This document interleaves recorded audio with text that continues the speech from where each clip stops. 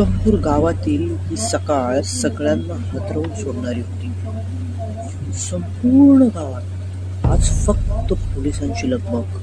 सगळीकडे पोलिसांचा भडकपणा. कारण गावामध्ये आज एका मोठ्या कुटुंबामध्ये तब्बल 7 लोकांच्या हत्या झालेल्या. ही बातमी संपूर्ण महाराष्ट्रात वाऱ्यासारखी पसरत होती.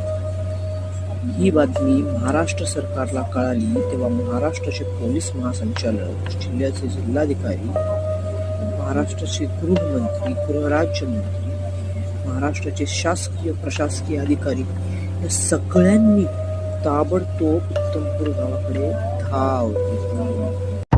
आता तुम्हाला वाटत असेल असे हे 7 माणसं आहेत तरी कोण, ज्यांच्यासाठी पूर्ण सरकार उत्तमपूर गावाकडे धाव घेत आहे? तर ऐका, आपण करतोय आपल्या गोष्टीची सुरुवात.